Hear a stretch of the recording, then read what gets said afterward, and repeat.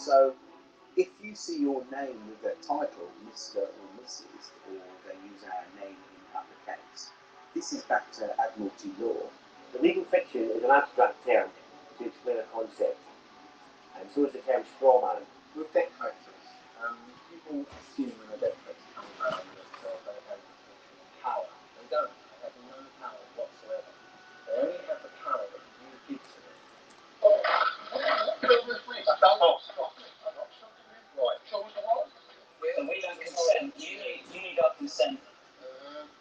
They need your consent to do anything.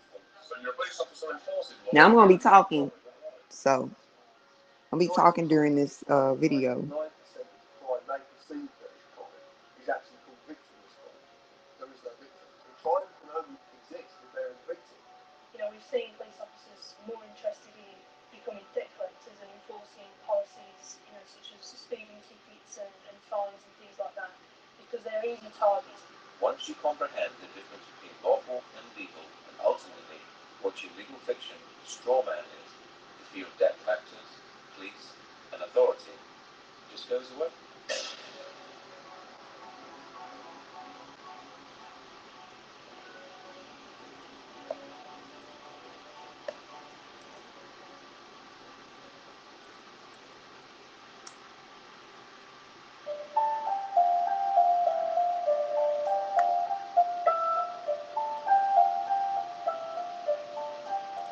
If you live in the UK, you're elected to be the Queen is the only sovereign.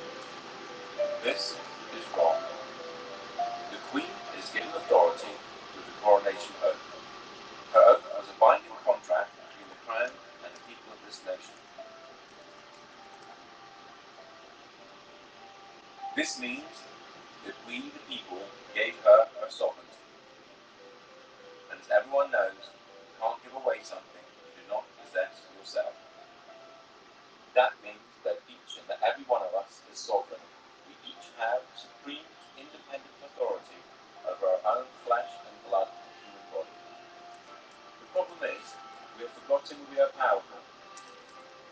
We have forgotten that we belong to and are part of one of the most amazing species that to our knowledge has ever existed. We have become media obsessed and in turn obsessed with our own appearance and the way people think about us. The TV is king, but now that is slipping to the constant need to be in touch with our friends. Everything is about fear. Fear of death, fear of terrorism, fear of ill health, or fear of climate change. This keeps us thinking that we need our government to protect us and rule us. With all this distraction, it is no wonder that most of us didn't notice the massive cost that our country is facing.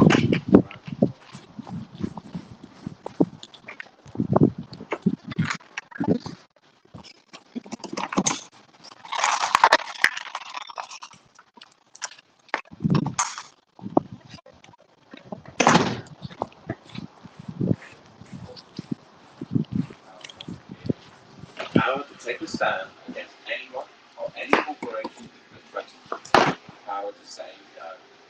It has been said that you need to know that you're in a cage before you can escape from that cage. Let's look into how you've been tricked and how your power is being hidden from you.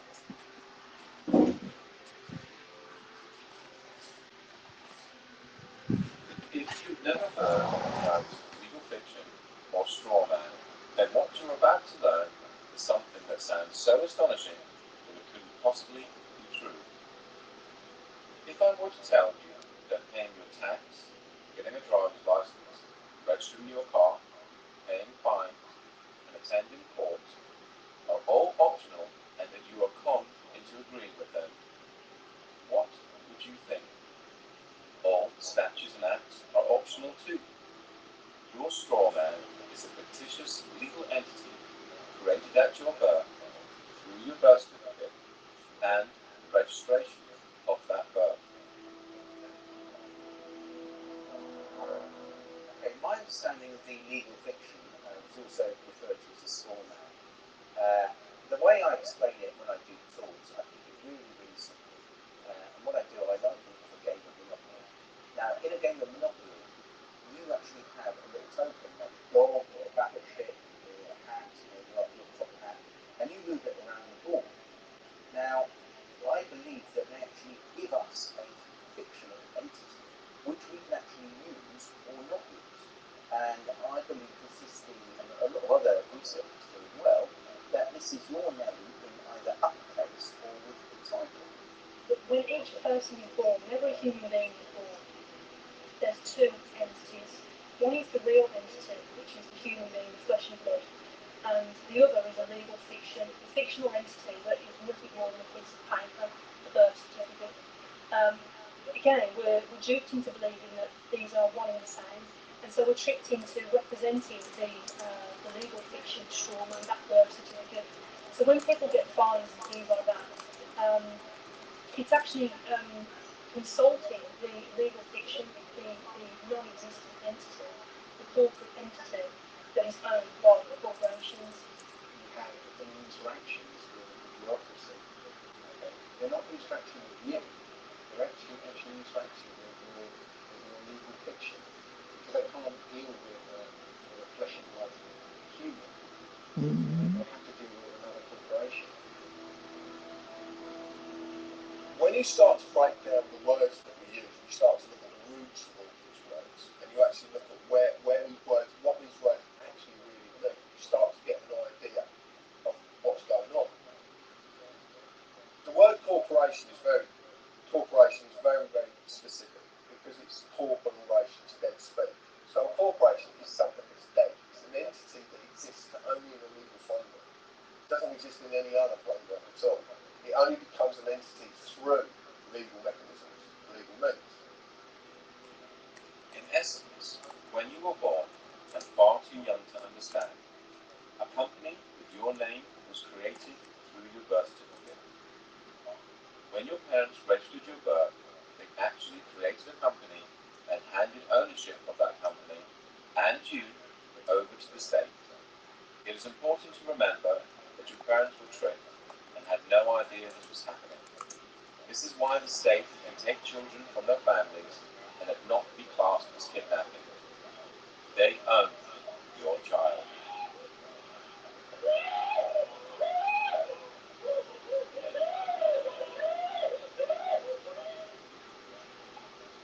They own 1/10. Because they registered the child, they have 9/10 possession of 9/10 of the law. But they still, there's 1/10 floating about somewhere. And the government will claim that 1/10. So when the child, because I've had it from social workers, at least now, 3 social workers on separate occasions have come out from audiences and actually said to me, you're right in what you're saying, is because we have to get the birth certificate within 48 hours of taking the child. And if they can't get the birth certificate, they have to reapply to be able to get the birth certificate. They have to get it, because that is proof of who the slave is, what the slave is. And actually, in legal Do y'all hear that? they're actually only entitled to the birth certificate and not the child. To take the child on the pretext that they are this legal personality is theft. So in legal terms, it's kidnapping. But social services can use legal kidnapping, because everything is okay as long as it has to stand legal applies to it. That includes war, genocide, anything is okay as long as it's okay, legal. The same thing also happens when you register your car. You get a document back saying It's the difference between legal and lawful, y'all. So yeah, obviously we're just talking about registering children, and the other thing that we register though is our vehicles, and obviously either of those can allegedly be taken off you at some point in time, which is quite interesting. The two registered items are at some point taken. You are the registered keeper of your car. You are not the owner. You're the keeper of their eyes. Now they'll argue that point, and a lot of people will argue that point, but it's quite easy to quell this argument and say, well, okay, if you don't put tax on the car, then they'll come and take your car. Now, in the legal world, taking anything from someone without a legal mechanism to do so is theft. the legal system cannot So deal with how you. are they It can only deal with pieces of lawfully law. taking Only your common law house, can deal your with you. car, So at your and birth, anything else that you write signed a for? piece of paper with It's your name on unlawful. it, in capitals, They made it legal Just as because any other they corporation. created the rules, This is done to dupe you later in life into but it's thinking definitely you're not a unlawful. legal entity and not you. Then imaginary penalties and costs are imposed on the straw man, and you, thinking you're it, pay them. Hmm. And it's kind of like an overcoat. It's this simple fiction. As soon as you put it on, as soon as they invite you to put it on, It's an invitation that you do not have to accept, but we didn't know. But until you put that overcoat on, they can't do anything to you because you are not that name. You know, you think you are. You know, you're taught you are, but you're not. The deception is done through the manipulation of words and language. Hmm. Let's make something clear. The name that your mother and father gave you, God did not give it to you. They made the name up and assigned it to you and put it on that contract when you were born. Okay? These are the things that we need to understand and get out of this religious mindset. None of this has anything to do with religion, but it definitely has everything to do with this. We need to renew our minds, change the way you think, start reading, and stop just going against something just because you disagree.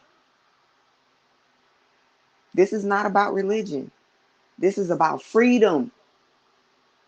We are trying to help you own your straw man and get out of this contract with the British. That is why you need to sign the petition. If you didn't know, any politician, before they can be placed on a ballot, they have to get a certain amount of signatures on a petition. What's the problem with us signing a petition? Something that is for us, by us. Let's get back to this documentary.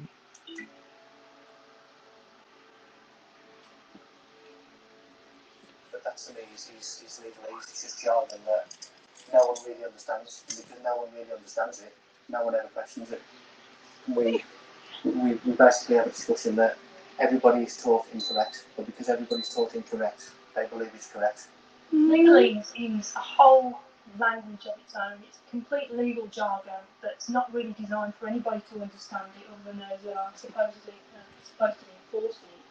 And it's something that's so complicated that not even police officers understand what they're saying. What is wonderful is that they create their own language in legalese, and it has a completely different interpretation from English. You know, we're supposed to have, this sort of understanding that we work within the law, and yet they're not even using the same language as we are. The easiest way to understand legalese is to realize that there are many English words that have more than one meaning, depending on whom you are talking to. If I were to ask you what a person was, you'd probably say a human being, but that's you or I. If you were talking to someone in the law society, i.e. a police officer, lawyer, judge, etc., they have a different dictionary to you or I, and person could mean company or corporation, i.e. the legal fiction. If you tell a lie often enough, it becomes truth, or certainly the perception of I truth. really don't. So legalese is jargon that nobody understands other than those who actually come up with a jargon that really, really deeply understand it. And even police officers don't understand it, or magistrates, or even judges for that matter.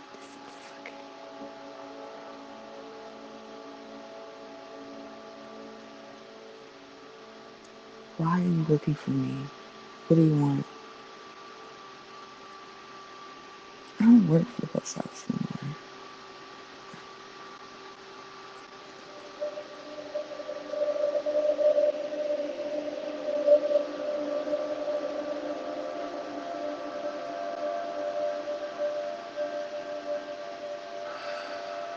Tax is probably the best way, the only way better than fractional reserve banking to start a community pension.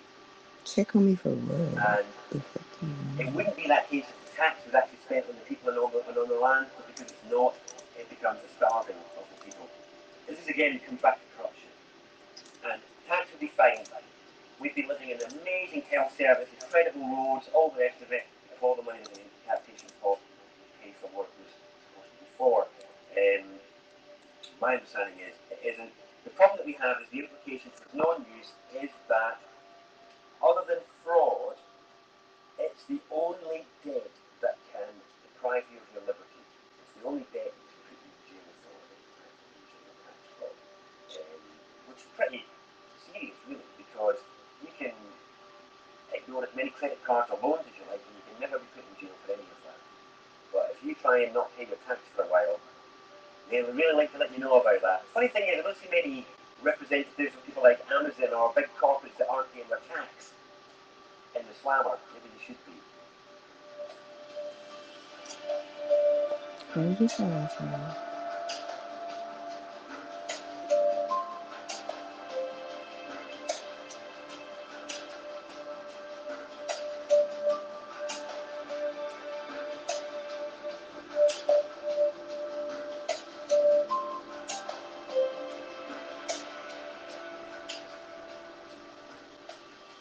Income tax in the UK first started in 1799 as a temporary measure to cover the costs of the Napoleonic Wars. It is still a temporary tax today, which expires each year on the 5th of April and has to be renewed as a provision in the annual financial bill. Income tax was withdrawn in 1816, but was re-established in 1842 and has stayed since. Because of this, human beings are the only creatures on the planet that pay to live on it. The government does not own the product of your labour. If they did, you would be a slave. Since they do not own the product of your labour, then taxation can be defined as theft, or more accurately, extortion and blackmail. No man can own another, so no man can own the fruits of another man's labour. Most people will argue Y'all better pay that it is attention. necessary evil, and it is legal because the government say that it is. How else would we pay for hospitals, police, roads, and so on? Well, reaching into your own pocket to help a good cause is noble. Reaching into someone else's pocket under the threat of force is despicable. Here is a quick analogy. I run a construction firm, and I knock at your door and demand £10,000 boom extension, or I'll take all your stuff and throw you in a cage. Essentially, that's what the government do when they tax you. They say they're going to supply you with services and protect you, but if you don't pay them, just like the mafia, they are the ones that come after you and use force and violence to get the money out of you. The trouble is, most people never look at these situations from these angles, and so rarely see the deception that is constantly being pulled over our eyes. A large percentage of all the tax you pay is used on war, bailing out the banks, and paying off the national debt. It has been calculated that 47% of all your income is spent on tax. You work 5 to 6 days a week and get to keep 54% of your wages. Then you have to pay for your mortgage or rent, gas, electricity, water, food, clothes, and that's just the basics. No wonder both parents have to work and work constantly, unlike families of just 50 years ago. You are a slave, and you are in a metaphorical cage that, just like Neo, you cannot touch, taste, or smell. A prison created by the mind of man. Governments Y'all hear that? essentially run human farms and feed you the perception of freedom. Governments do not make money within themselves. The government's primary function is to trick money out of your pocket and feed it into their business, so they can carry on with wars, deception, and human farming, all in plain sight.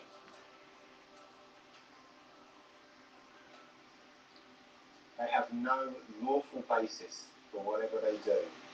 They might claim they have a legal basis, Now, legal is a different thing altogether. It's essentially based on a contract. You have to contract with them before it becomes law. This is a prison without bars. This is a prison without big walls to beat them in. It's just a prison of the mind. This is what we're trying to get y'all to understand. You will grow a set of balls and you'll turn into an adult. You got to free your mind first. This is what we are trying to get you to understand every single day. We're on live every day. We're taking time out of our day, out of our lives, to help you understand that the first thing you need to do is free your mind. Learn the truth. Identify which is the lie and which is the truth. If you don't have the ability to identify the lie, how are you ever going to free your mind? You are in captivity. Christ comes to save you from captivity. Set the captives free. The first part of that is freeing your mind. That's the main application.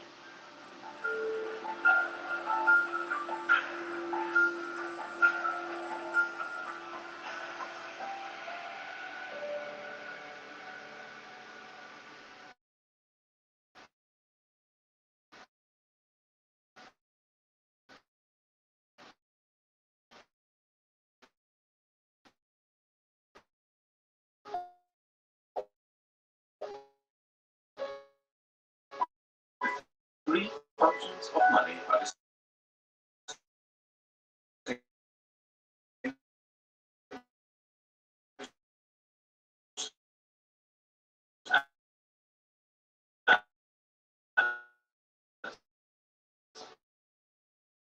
one.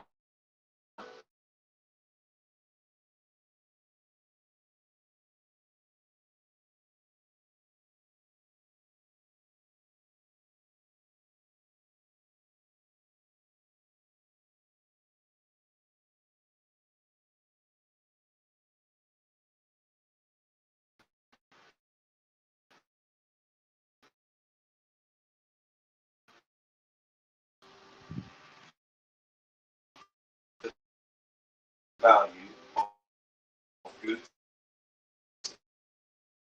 and services relative to other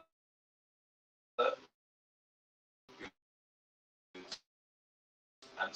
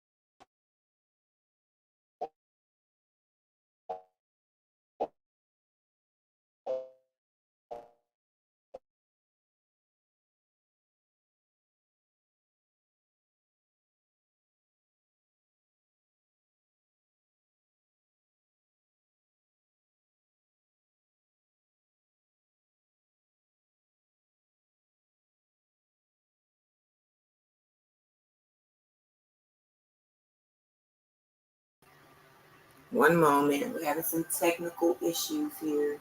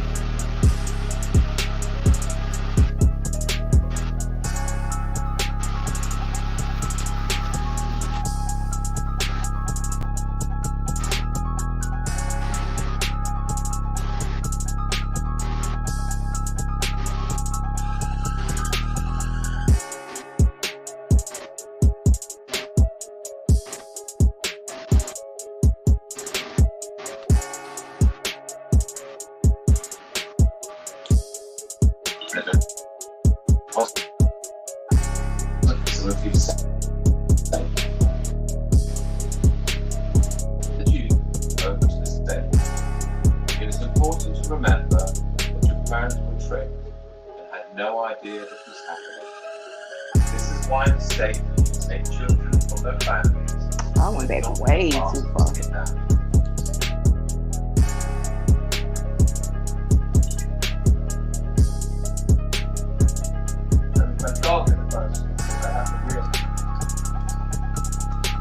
Legal system cannot deal with humans. We live, so don't have some issues. We are live. Everybody's told incorrect. They believe it's correct.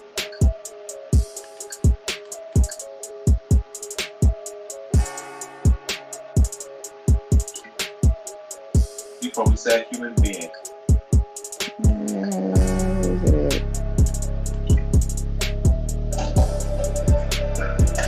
All right, we'll start right there.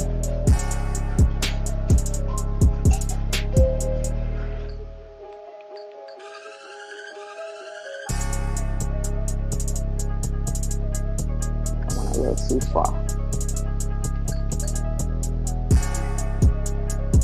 All the money that we paid for work before, my understanding is the problem we have is the implications of non-use is that other than fraud, it's the only thing that can drive you to liberty. It's the only thing. Which is pretty serious, really, because you can ignore as many credit cards or loans as you like, but you can never be put in jail for any of that. But if you try and not pay your tax for a while, they would really like to let you know about that. The funny thing is, I don't see many representatives of people like Amazon or big corporates that aren't paying their tax in this flower. Maybe we should be. Just the citizens.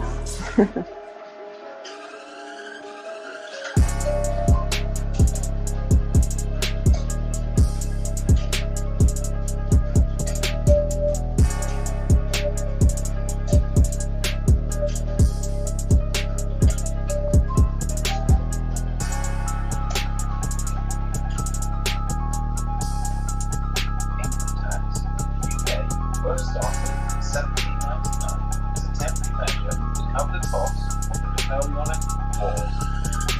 It is still a temporary tax today, which expires each year on the 5th of April and has to be renewed as a provision in an annual financial bill.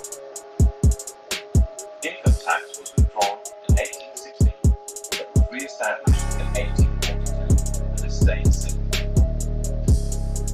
Because of this, human beings are the only creatures on the planet that pay to live. That's The disgusting. government does not own the product of your labour. If they did, you would be a slave. Since they do not own the product of your labour, then taxation can be defined as theft, or more accurately, extortion and blackmail. No man can own another, so no man can own the fruits of another man's labour. Most people will argue that it is a necessary evil, and it is legal because the government say that it is. How else would we pay for hospitals, police, roads, and so on? Well, reaching into your own pocket to help a good cause is noble.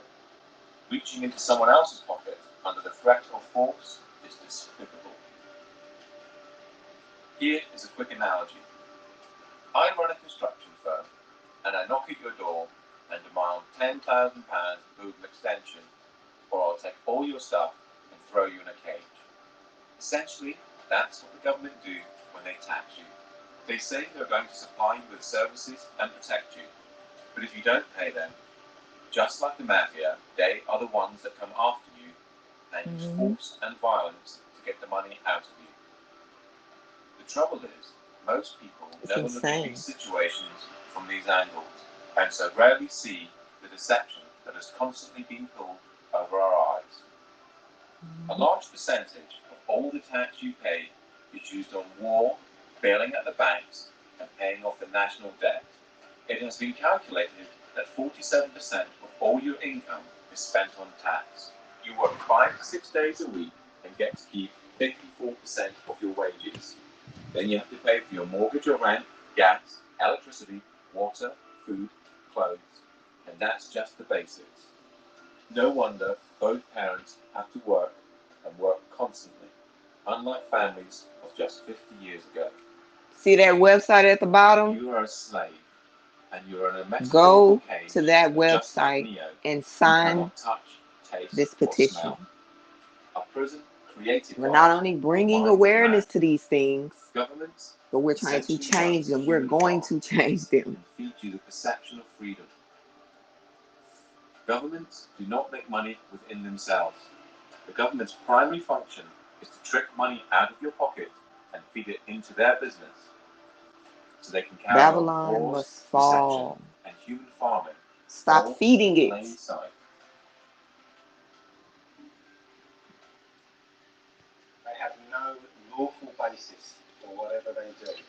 There's, they might claim they have a legal basis. Now, legal is a different thing altogether. It's essentially based on contract. You have to contract with them before it becomes law. This is a prison without bars. This is a prison without big walls to people in. It's just a prison of the mind. The main implication of Prison of the mind. is that you will grow a set of balls and you'll turn into an adult. That's the main implication.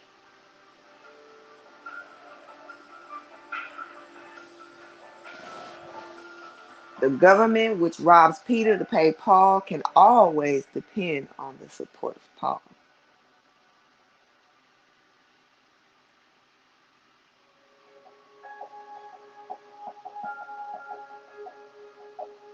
The three functions Damn. of money are distinguished as That was deep. 1.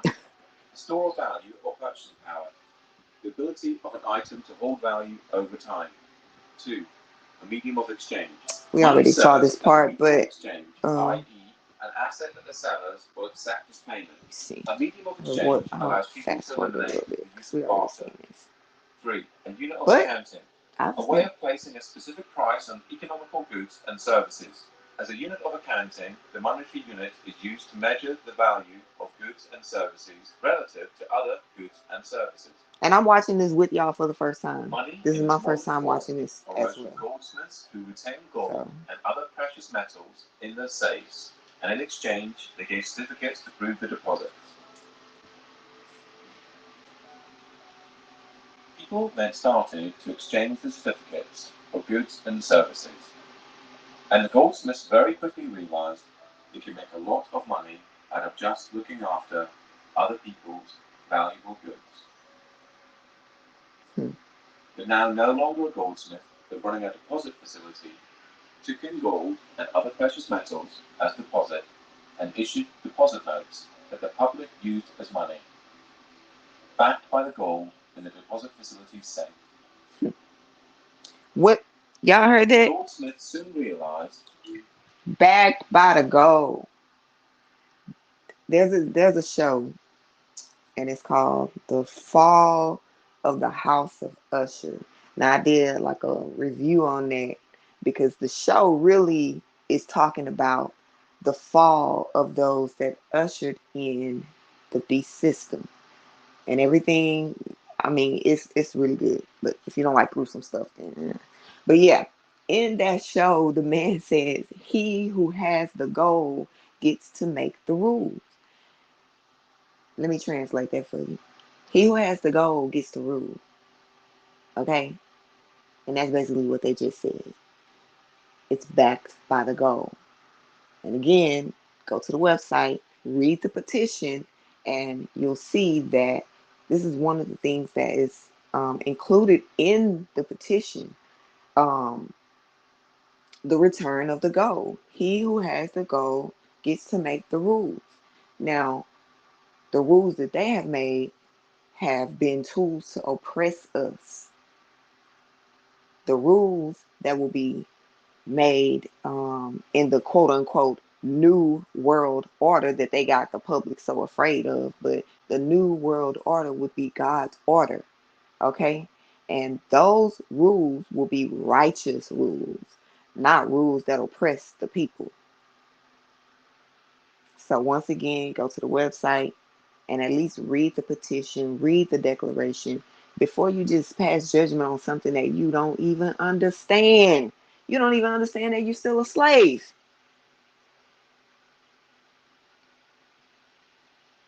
That very few people actually redeemed the gold. And so he started to give out loans in the form of deposit notes, knowing that he only needed around 10% of actual gold in his safe, as that would cover, even on a busy day, the amount of people exchanging certificates for gold. The deposit facility would then require the loan repay plus interest, and this was the birth of modern banking. Through the years, money has been backed by, given a store of value by the silver standard and gold standard, meaning you can redeem the note for gold, just like it says on this US note here, if you so required.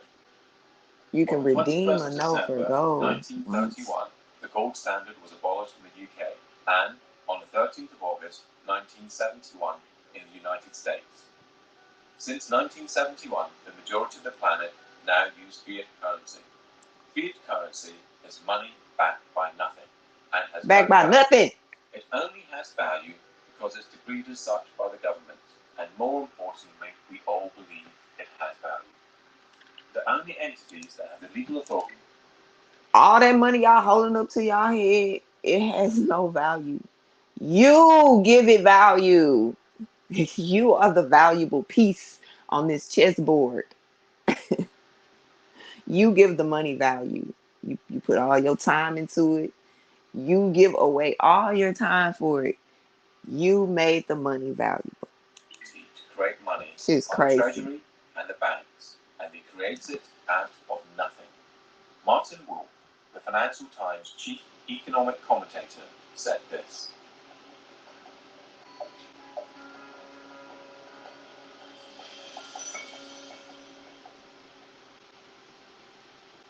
Only 3% of money is physical and 97% is electronic. And this electronic money is completely controlled by the banks. To repeat again, the banks create money out of nothing and then lend it to you and ask you to work using the most precious commodity on the planet, your human energy, to pay See? back the loan plus interest. Money is essentially a claim on human labor and can also be defined as debt. A debt is created for you to pay back. So why don't the banks just print money and get rich that way? Well, because they need you. They need you to create a promissory note in the form of an agreement. A promissory note is a species of money, and when you complete and sign the agreement, the document now has value, just like a banknote. So, at the heart of money lending is a massive fraud. You create the money with the authority of your signature and the creation of a promissory note that the banks then securitize, making them more money. Then the bank makes you believe you have borrowed the money and requires you to pay it back plus interest.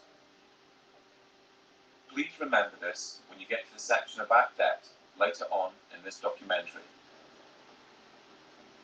During this documentary, you will hear people talk about promissory notes and bills of exchange. A promissory note is a promise to pay and is created by you, the debtor. And a bill of exchange is an order to pay and is created by the creditor. And they both have value. The way I try and explain the whole crux of the financial system. Because you are the only thing that really exists, you can create a bill of exchange as well. You have the lawful power, because of your sovereignty, to create a bill of exchange as well.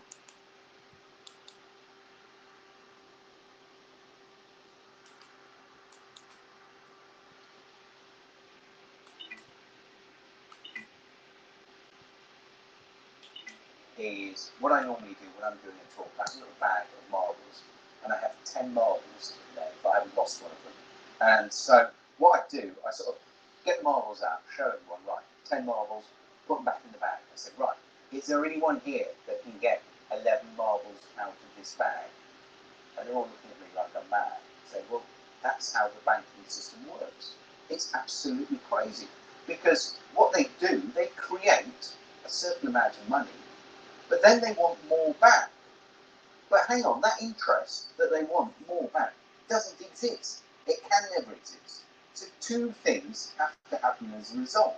One thing, the supply of money, or marbles, whatever we're talking about, has to increase. And not only does it increase, it has to increase exponentially, more on top of more. So it's basically, the curve is going up and up and up and up. The other thing that happens is people are always, it's like musical chairs. You know, if we all stand up and dance and then we all sit down, but the chair is taken away, somebody is going to end up on the floor. Somebody can't find that money to pay back because that money does not exist. And this creates the poverty and crazy competition and not enough to go around. And this is the biggest problem with fractional reserve banking. When you think about it, they don't teach us at school anything about money. I mean, money's about the most important thing in this society. Why don't they teach us anything about it? They can't. It's a confidence trick. Yeah, you know, and it's 180 degrees from the way we think of it. You know, we think that money comes from somebody else. But it actually comes from us. You know, when you get a loan, they present you with a loan agreement. Yeah. What do you think that loan agreement is? It's a promissory note. I promise to pay back 3 times the amount as a mortgage. You know. So, but what they do with that promissory note, they monetize it. They put it into an account and cash it. And now they give you that money and say, now you have to pay it back to us. But you created that money. You know, it's your promissory note. Black and girl. girl. He's the fucking so devil. The transaction's over. You don't have to pay them back because they didn't do anything. They just went, thank you very much. And here you go. Fundamentally, a promissory note is a promise to pay.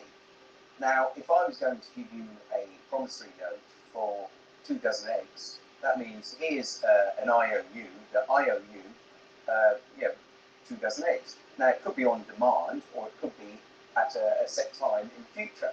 If it was on demand, you would be within your rights. So, John, look, here's a promissory note. It says on demand, I want 2 dozen eggs. So I said, all right, look, I haven't got on me. I'll pop over the shop and get me your eggs. Here we go. There we go.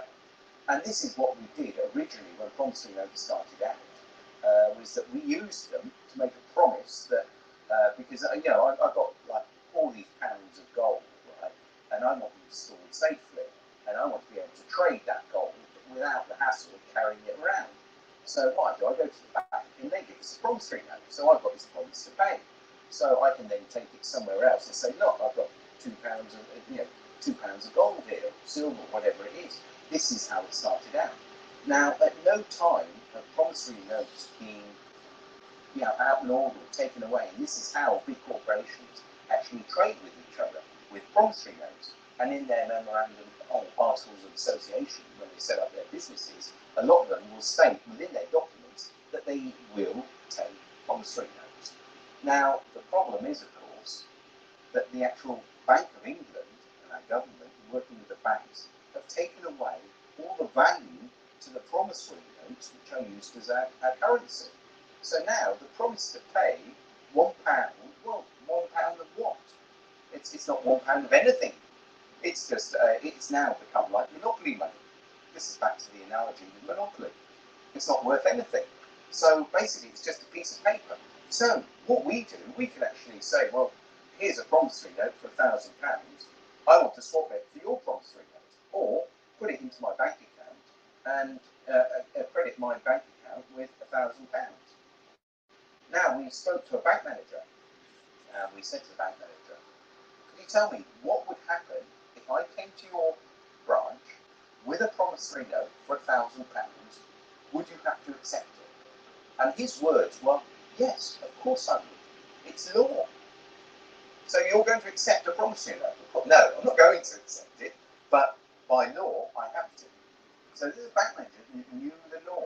He also knew the difference between a bill of exchange and a promissory note as well. So He was well up on his law. So, and remember, these are statutes, but because these are companies, they have to apply by their statutes. You see. We don't, but they do. So it's almost like, they create enough rope, and they are hanging themselves. You see. It's actually, the statute is the way that we actually overcome them, I believe. Because this is evolving. So, as we do things, they do things to counter and so on. But this is evolving. The latest one is along with the remittance slip, other people have created a promissory note, which is literally a piece of paper that says, I promise to pay the bearer the sum of blah blah blah, and you sign it, date it, and now that becomes a specie of money according to the Gift Exchange Act. In fact, the money in your pocket is a promissory note. So where it says, I promise to pay the bearer, and there's somebody's signature on it, and it's actually an invalid promissory note because it's not dated. Or actually, that's wrong. That's actually wrong. It's on demand, so it is dated.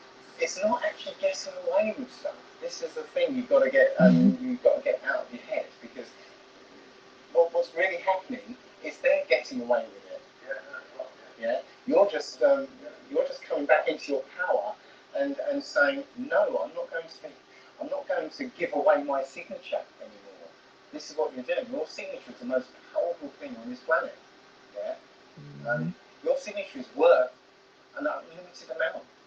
An unlimited amount of money. You can go into a bank, okay, and come away with £100,000 as a loan.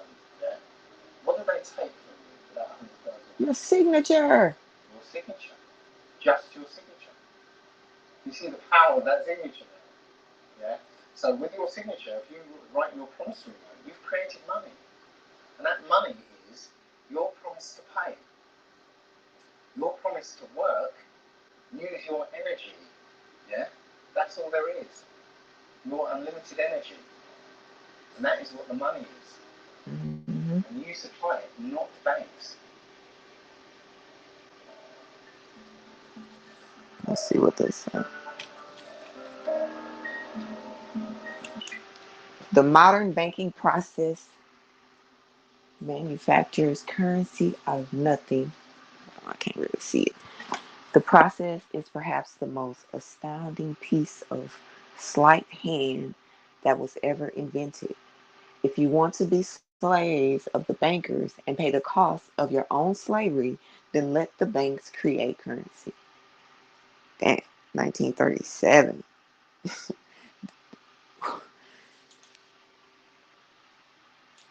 Go to that website that you see on the banner below, YajuJudah.com. Read the petition, read the declaration. Signing the petition, you're not signing away all your money. You're signing it to say that you agree that you are in captivity and you don't want to be in captivity no more. That's it.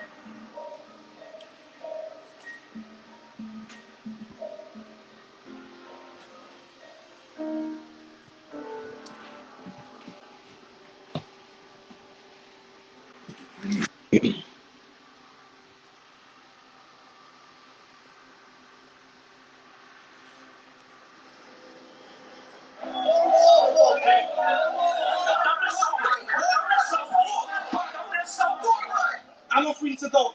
Listen to me. I'm asking the questions. You're the public servant. Will you take your hand off my car, please? Thank you. I do not consent, officer.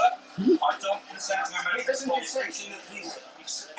But I am sovereign over my human body, and I do not consent to any search. I do not consent to any authority you feel to have over me. I am a sovereign British citizen, and I do not wish to be searched. Excuse me, it's our right to film you. It's our right to film you. Yes, it is. Under what law are we not allowed to film you? But you have no authority to tell me not to. Because we're in a public area. Person, the police department. What is your name, sir? Yeah, what is your name? Well, I don't think that by law I have to identify myself. I'm on the sidewalk, minding my own business, and there's no laws being broken. said, I can't give you the full section. I can't give you the full section. It's about for me to know your words. Yeah? And I'm saying, well, if I can't expect you to know it, you can't expect me to know it. We are doing that. He sells a monopoly. He sells a monopoly. He sells a monopoly for the Wigan Cricket Club. I'm not happy with this. I'm not being ashamed right now. I'm not free to go. Sorry? I'm not free to go. Well, I'm not being ashamed or arrested right now. Hey, they ain't playing no games. And they are not playing no games. Lawful and legal. See, The I difference between told lawful y'all. and legal, as I see, is lawful relates to common law, the law of the land, the law which governs all people, the original law, which is quite straightforward. To me, it's a case of There's no don't tricky cause any words harm involved. or damage to any person, don't cause that to happen to anybody, and everything's good. And that's pretty straightforward and simple. Everyone can understand what that means. Legal pertains to our legal system and where statutes and acts come from. And it's a system that doesn't actually relate to common law. So we've got these two systems running side by side. We've been fooled into believing that they are one and the same. And so when police are policing the streets, we're enforcing policies, acts and statutes which, when looked into, are not actually necessarily lawful. Common law Mm. is the law of the land, and laid down over centuries of court cases in front of juries, humans making law for humans. The severest measure of punishment. Common law pertains to lawful, and anything outside of lawful falls under the legal or no system at all. The legal system covers all statutes and acts and civil matters. Things like owing money to banks, not paying fines, or tax. Basically, anything that isn't criminal. For there to be a crime, there has to be an injured party. In this case, a human. And there are three basic principles that all law needs to apply to. They are as follows. Do not breach the peace. Cause no one else any harm. Cause no one else any loss. Do not use mischief in your promises and agreements. Y'all hear Apart that? from that, everything else Now y'all is need to. free No, reign. we need to go back. Because this is all you are supposed to be worried about.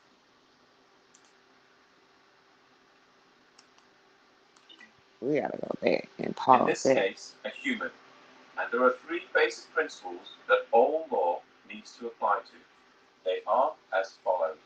Do not breach the peace. Cause no one else any harm. Cause no one else any loss. Do not use mischief in your promises and agreements. Apart from that, everything else is free reign. Lawful refers to the natural law, the Just law of do the the land. right thing. Okay, and that's not causing any harm to anyone. Obviously, you're not stealing from anyone and not using fraud in your contract. So basically, you're not doing any harm or trying to get one over on anyone else. Legal refers to the statutes, which I mentioned earlier. Made up rules. And the statutes are basically all the rules of society. And not just, we haven't just got the UK statutes, but we've got all the European statutes.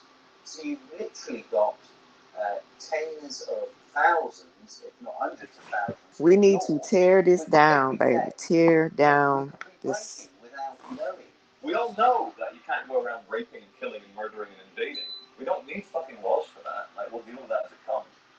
But anything other than that, where you want to smoke, where you want to live, where you want to take shit, who you want to insult, I'm a fucking other adult on this planet. Like, what are you, my dad? Are you my fucking dad telling me what to do? Like, that's how I feel now when police are like, control freaks try and give it to me. Legal is essentially according to contracts. You have to the rules are handed down to us, and you have to contract with them before they become law. And that law is contract law. You enter into contract, we're bound by it. So yeah. Go to the website Two different that you things, see on the one's banner irrelevant below. to the other. Sign the petition. Parliament has no say in common law and is bound by it. Parliament has no They say in create common acts of law. Parliament, and in the US, acts of Congress. Do y'all hear that? This petition is to judge the Parliament, the Romans, the British. You call them what you want to call them. They don't have no authority. They have rules. And we've started to live by their rules and just forgot all about our sovereignty. Go to the website. Because government is a creation of man, and a creation of man can never be above man. It's right there below. They need your consent before they have the force of law. The principle of by consent, people don't realise it. We need to We take back obviously the consent that they, well, I don't even know who gave them consent. that people need to do what We need to take the consent back. reasonable if we consent to what they're asking to. That is the principle of it for me. Yeah. Obviously, the larger issue is the assumption that everybody who's walking on this land has given consent to be policed by these people. Mm-hmm. And that's an assumption that most police officers in this country. Everybody has not given consent. It's not true. You know, this is where diplomatic immunity is a good example of where, well, actually the consent isn't given and the police don't have the power to act. Another good example that shows it's all about jurisdiction is that our police have no power at all at the American embassy. That's on our land, isn't it? And that's another example. Embassies are a good example that shows that jurisdiction is portable. It's not tied to land, it's tied to the party. So I can carry my jurisdiction with me, which is Man, that was a good point right there. sovereignty in general. My understanding of policing by consent is that, as I said earlier, when a law is passed, for it to be lawful, it has to have the consent of the people. People have to consent to that law and consent to abide by it. But unfortunately, I think we're in a system now where that obviously doesn't happen. People don't realise that by verbally agreeing with, let's say, a police officer in relating to a parking ticket, that you're entering into a verbal contract, and by agreeing with what the officer is saying, you're consenting to being bound by the law or whatever the law is. And people, when we say words like "do you understand," when a police officer says to you, reads the caution and says "do you understand," what they're actually saying is, do you stand under our authority? Now again, I didn't know this as a police officer, and even the words that are spoken as a police officer, police don't even necessarily understand themselves. Gotta change the way we think. I believe that people have to consent to a law for it to apply to them in a legal sense, because it's not common law. So when you interact with the police or the court system, they will ask you for your name, address, and date of birth. This is done to create joinder between you and your legal fiction and to trick you into representing it. Once you agree to represent your legal fiction, now they can deal with you. They can only apply their legal mechanisms if they have the name of the slave they're dealing with. If you state, well, I don't want to give my name, then they can't apply the mechanisms to you because they have no name for their paperwork. And remember, all their systems work via paperwork. It's all paperwork. I think you might be wanted. Well, if I'm wanted, what's the problem? I could be arrested. Well, then arrest me then. 5 pieces of stuff for you. No, you don't. You just think I'm the person that's wanted. Arrest me, innit? Quick of it. Let me there, look. What do you want? I want your details now. Give me your details. Give me your details. Give me your details. I'm not a criminal. I'm a peaceful man to be around it. I just swear now this is more correct than I see that they're not representing. Well, they ain't playing no games. You have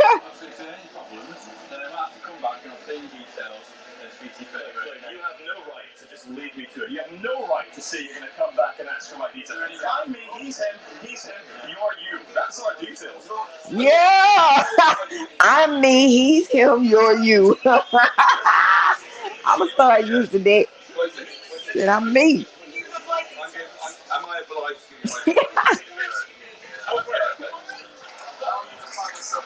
Yo, go to their website. Am I obliged? No, I'm not obliged. No comment. What are you doing? Am I obliged to answer that, sir? Huh? No comment. Okay. Are you going to answer any of my questions?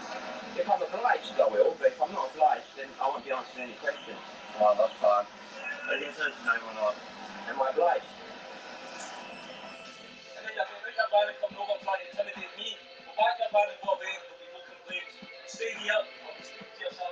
Stand up.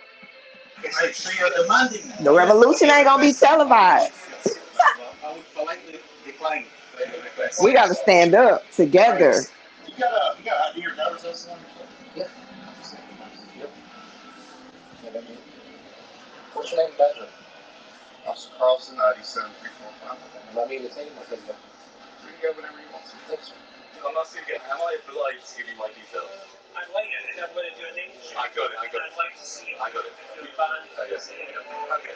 What I'm asking you, I know you'd like to, but the reason, just to explain to you, the reason I don't like to give my details is because I don't trust where those details go. You understand? You will know as well as I know, sir, that in order for you to ask me my name, you have to suspect me of committing a crime. You know and I know that you don't suspect me of committing a crime. You're just poking around where you don't belong. Okay, is there a problem, officer? Cancel. We see under this section 163 protest, I'm allowed to check. Of course you are. And I know I'm not obliged to give any details whatsoever. However, I'd like to know, is there a problem? I don't even have to speak to you unless you're going to arrest me, mate. You've got some mental health problems. No, mate. No, I didn't know my right to remain silent. Is that yes, you did, mate? When the camera's not on, that's what you said. Okay? I know I haven't got contact phone number. I'm not obliged to give any contact phone number. All I would like now is my card back. I'm not accepting any payment from you guys. I want to go on my way. I'm going to be detained right now. Legally, you're meant to confirm your name and address to me. Lawfully, hold on, lawfully, Yeah, lawfully. you're supposed to answer me. You're a public servant. Yeah. You are a public servant. Can I see your ID? I'm glad you got that. Can I see your ID? I see it. I don't know how to go on. You're not supposed to details, okay? I don't have to give you any details. Who the fuck to me? I don't have to give you any details. No, ma'am, you may not. I'm trying to investigate something else. You're investigating me for what crime? Okay, then there's no probable cause or reasonable suspicion for me to tell me to provide it. Because And then what would you do if I was to say that I don't have a name? Like, how would you look me up or anything like that? Well, we wouldn't. Because if I stop you right there to have a chat, and I ask you your name, you don't have to tell me. Yeah, no, I'm just glad you know that, because a lot of police officers or officers don't actually know that. You don't have to give me a name. The only time you have to give me a name, Caught me breaking the law.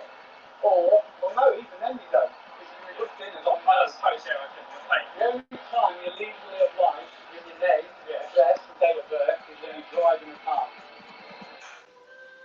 For commercial purposes now. If you've Not broken any law, when you drive in a car. you don't have to do any, you don't have to interact with police if you don't want to.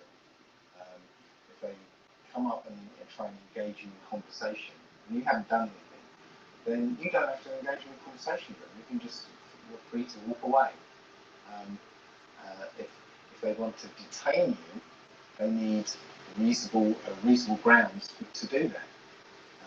And if they don't have reasonable grounds to do that, then they're actually in breach of their oath, and they're liable. With statutes and acts, the consent of the people, those are the people that are there to govern, has not been obtained. And so, you know, it's frowned upon. It's very much a grey area, and police are being used to enforce statutes and acts of the legal system, and not really understanding what that means and what it means as a police officer to police. I believe that Black's Law Dictionary states that a statute is a legislative rule of a society given the force of law by those who consent. Mm-hmm. So a statute it doesn't actually say a statute is a law, it says it's a legislative rule of a society given the force of law, but only by those who consent to being in that society or consent to the fact that consent to the law. So if you say to a policeman when they stop you, I'm sorry, I do not consent, I do not understand, that is, I do not stand under you, then you can step away from that. But it's important that you uphold the actual natural law. And of course, the policeman and A lot of people are in magistrates, prison for victimless crimes, also the Queen, which is they illegal. all It's unlawful. state oaths to the law of the land. So you can ask an officer if he's actually, are you on your oath? So it's important that we can actually get them on their oath, because they don't swear an oath to uphold the law of the sea or statutes. They swear an oath to uphold the law of the land. If you're pulled up by the police, Yes. the police say to you, That can I have is your what name? they need to Sorry, understand, because Which you is stand officially, you over. don't have to give your name. It's actually on the Metropolitan Police Service itself. They actually said you don't have to answer their questions. But if you don't answer their questions, They have they're made gonna it do to one where of two people things. are If you get a big afraid copper, to they stand gotta up to their damn classmates. That's police.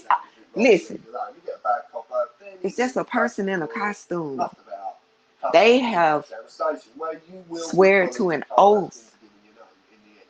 And if you don't, they will just keep you as long as they possibly can. To lock any human being in a room that they can't leave, and especially in a room that has the very, very bare essentials, is torture. Mm-hmm. So remember, if you haven't broken any laws, no one has the right to tell you what to do.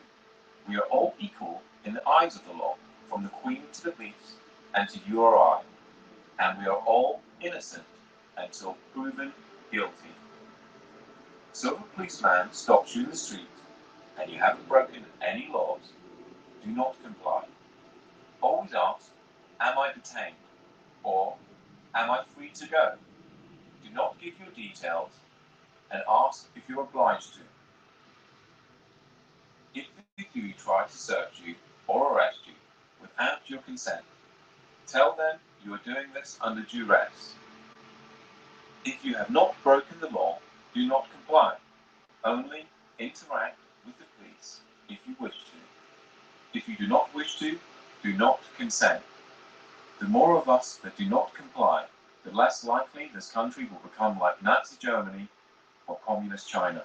Mm-hmm. The police swear an oath to the Queen, so ask them. Y'all heard that? Their oath. They swear an oath to the Queen. They are bound by said oath and can only uphold common law. The police oath. They swear an oath to the Queen. The law of the land. Slightly differently worded to this, but this is probably the most updated. And it starts with I, you state your name, of, you state whichever police force you are serving. Do solemnly and sincerely declare and affirm that I will well and truly serve the Queen in the office of Constable with fairness, integrity, diligence and impartiality, upholding fundamental human rights and according equal respect to all people, and that I will, to the best of my power, cause the peace to be kept and preserved, and prevent all offences against people and property, and that while I continue to hold the said office, I will, to the best of my skill and knowledge, discharge all the duties thereof faithfully according to law. That is the oath and attestation of a police constable. If you ask a policeman to say, are you on your oath, very often they change their, they actually realise what you're talking about, and they change their behaviour, because their oath was to uphold the common law of the land, and not the statutes, not the law of the sea, which is the law of commerce. Because we realise that everything now is to do with commerce. The policemen stop us, you're not wearing a seatbelt. Well, who am I causing harm to? Where's the loss or damage? It's crazy. And so they say, oh no, you're breaking the law. Well, that's breaking the rule, but why? What authority do they have over us? I haven't given them my authority. The oath of every police officer is to preserve the property, life and subjects of the Queen. That to me is people, property, disturbances, breach of the peace. That's how I understand the office of constable to be there. It's basically an oath is a promise. I promise to enforce the law. I promise to serve Her Majesty's subjects. I promise to prevent them as much as I can, prevent them from being harmed, to prevent their property from being destroyed. That to me is the oath of the constable. police take an oath when they join the service. Again, they don't really understand what that means. It's not explained in any details. It's kind of grey area. You just take it to mean whatever you want it to mean. But it's all been set up to allow the system that currently enslaves people to carry on enslaving and to further that enslavement into every aspect of our lives. Hey guys, so I'm here at Parliament Square for the Occupy London protest. I've just come over to a group of police officers who are protecting and serving people today. I've just approached this guy here who obviously has his back to me now. Protecting and serving the people. This is what they're supposed to be doing. As a public servant, to identify yourself. So can I have your name, please? Okay, we have here Constable Bird. It's a pleasure to meet you, sir. I have here about 200 copies of the UK Police Officers Oath of Office. I've just asked them if they know their oath. They've gone very quiet on me. This isn't an attack on you guys, just so you know. Like, I'm not trying to cause trouble with you or anything. I'm just trying to make sure you do your job properly, obviously. I mean, it's an emergency just come up, so I'm going to follow them just to see why they're avoiding my questions. I think we all know it's because they don't know their oath. But I'd like to offer them a copy just to see if they will remember why they became police officers, which was obviously to protect and serve the people of this country. But if during their programming and their training and stuff have forgotten who they actually went into the job for, I'd like to remind them. So I still have the oath in my hand. Look, you see all the copies. They're walking away from me. They don't want to hear it. My aim at this protest is obviously to help the police remember their oath, to remember what it is that gives them this authority in the first place, and hopefully they will honour humanity and uphold. Let me just read their oath to you guys. They're really walking away from the square and everything. They don't want to hear this at all. I, so-and-so of wherever, do solemnly and sincerely declare and affirm that I will well and truly serve the Queen in the office of Constable with fairness, integrity and diligence and impartiality, upholding fundamental human rights and according equal respect to all people. And that I will, to the best of my power, cause the peace to be kept and preserved and prevent all offences against people and property. This is what domestic terrorism looks like, y'all. And all offences against people and property, and that while I continue to hold. This is domestic terrorism. This is what it looks like. Domestic terrorism. There's a guy that's running for president, Malcolm Turner. I think it's the Turner Hunt campaign. He said he's gonna stop domestic terrorism. You see that website at the bottom of the screen? YajuJudah.com. Go on that website, read the petition, read the declaration. We need a melanated political party. If y'all don't understand what's going on, I really hope this documentary opens your eyes, because we're being terrorized on our own land just for walking down the street, just for driving a car. It's called domestic terrorism. Sign the petition. Sign the petition for change. Or keep filing for the same stuff.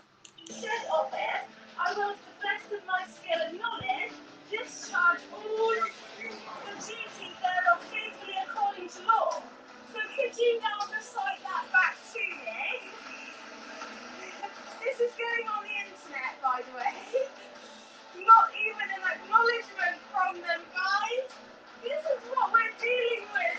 They just completely ignored all attempts and walked up to their van and gone away.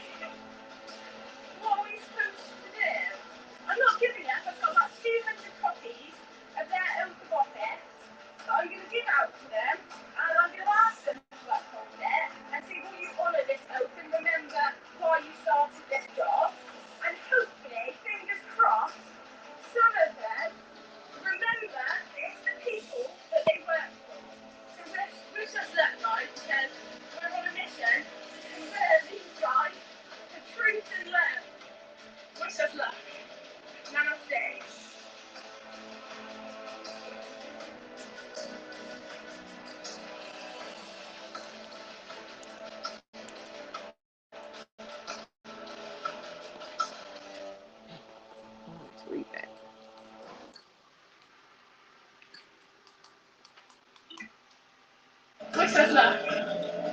face. What they say? The police oath is the legal instrument that gives them their power, ethical guidance, and jurisdiction. The fact that the majority of the police do not know their oath and often break it is an issue that affects us all. This is why you got police shooting people in the back. This is why you got police beating people up, taking people to jail for parking tickets, taking people to jail for speeding, because they don't know their oath.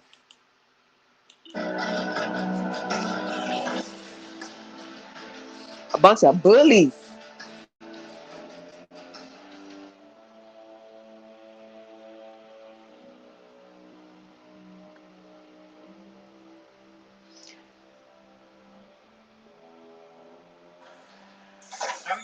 Excuse me.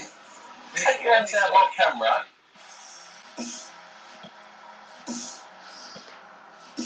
I'm gonna end it right here because the documentary is a little long, and I've seen many sorts of videos on YouTube and the like. we'll have a part 2. Where people have been filming encounters with police officers. Thank you guys for tuning in to this live. If you tuned in to the live, if you caught the live afterwards, I hope you learned something about your straw man. And obviously that may well be different. I hope you learned something about your straw man. Like I said,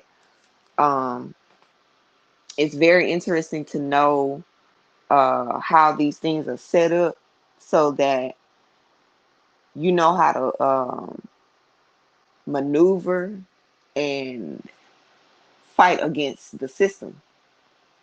Babylon is going to fall. This is all Babylon. This is all Babylon. This is all the beast system. This is what oppresses us. And I can't believe that people come on these platforms and criticize what we're doing. It's unbelievable. It really is, because we're fighting against this system. How you think Christ was gonna come and set the captives free? Free from what? What are you? I don't understand. Free from what?